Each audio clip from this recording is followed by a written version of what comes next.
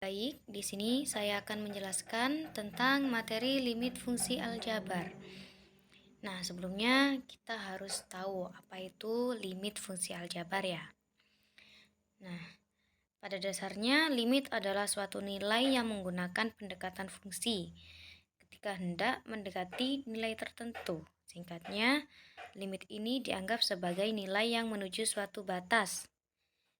Disebut sebagai batas karena memang dekat, tetapi tidak bisa dicapai. Lalu, mengapa limit tersebut harus didekati?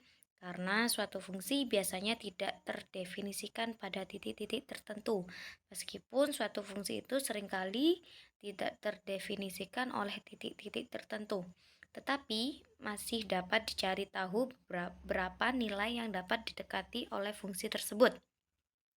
Terlebih ketika titik tertentu semakin didekati oleh limit. Nah, contoh limit X mendekati 2 ada. Nah, di sini yang mendekati 2 adalah 1,99 dan 2,01. Selanjutnya, sifat-sifat limit fungsi aljabar. Limit fungsi aljabar itu mempunyai bentuk umum. Nah, di sini ada beberapa bentuk umum dari limit fungsi aljabar, yaitu ada 9 bentuk umumnya ya. Bisa teman-teman baca sendiri. Dalam limit fungsi aljabar ini ada beberapa metode untuk memecahkan limit fungsi aljabar tersebut. Nah, yang pertama adalah metode substitusi, yang kedua adalah metode pemfaktoran, dan yang ketiga adalah metode merasionalkan penyebut. Mungkin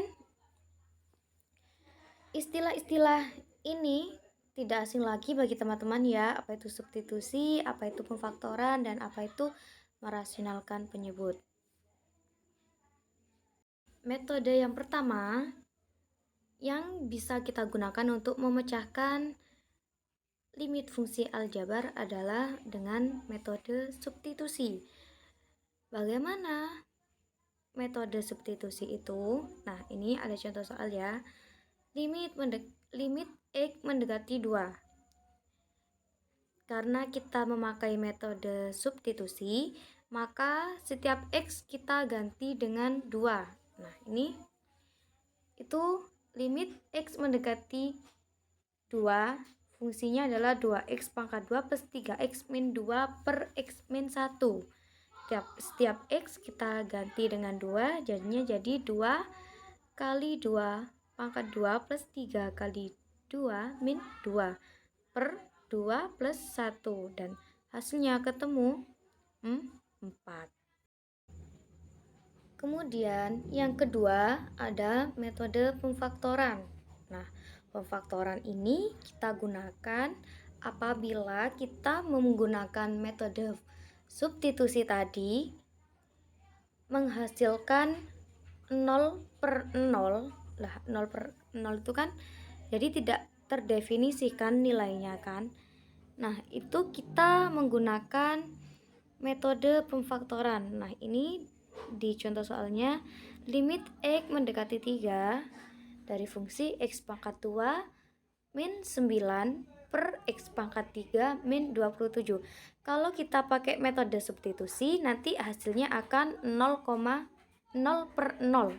Nah, ini kita pakai metode pemfaktoran, jadi kita faktorkan dari